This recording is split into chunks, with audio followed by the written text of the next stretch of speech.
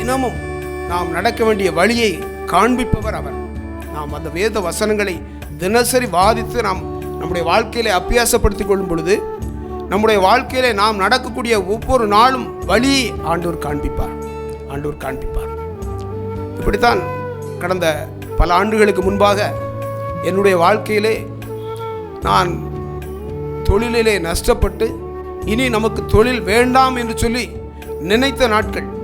தினசரி நமக்கு ஒரு 600 ரூபாய் வருமானம் வருகிறது. சிறிய ஒரு பைக்கில் கொண்டு போய் வியாபாரம் செய்து கொண்டிருக்கிறோம் கேரளாவிலே. இது போதும், நம்முடைய வாழ்க்கைக்கு இது போதும் என்று சொல்லி நினைத்த நாட்கள் உண்டு. ஆனால் ஆண்டுடைய திட்டம் அப்படி அல்ல.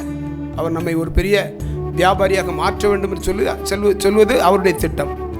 பாருங்கள், திடீரென்று ஒரு விபத்து கேரளாவில் வச்சு, அந்த விபத்தின் மூலமாக இனி நமக்கு கேரளா வேண்டாம் அப்படின்னு சொல்லி சிந்தனையோடு எங்களுடைய கிராமத்தில் வந்து ஒரு சிறிய தொழிலை தொடங்கும்படியாகவும் அதில் ஒரு 8 பேருக்கு வேலை கொடுக்கும்படியாகவும் ஆண்டவர் கிருபை செய்தார் பல வருடங்களுக்கு முன்பு. அந்த தொழில் மூலமாக என்னுடைய பிள்ளைகள் படித்தார்கள். பிள்ளைகளுக்குரிய எல்லா காரியங்களையும் ஆண்டவர் நடத்தினார். அவர் பெரிய வல்லவர், சர்வ வல்லவர். அவருடைய வசனங்கள் நம்மை உயிர்ப்பிப்பதற்கு வல்லவராயிருக்கிறது. வலதுபுறம் இடதுபுறமாக சாயும் பொழுது இதுவே வழி என்று சொல்லி அந்த வசனங்கள் நம்மை நடத்துகிறது. நித்திய ஜீவனை பெற்றுக்கொள்ள ஆண்டவர் கிருபை செய்வார்.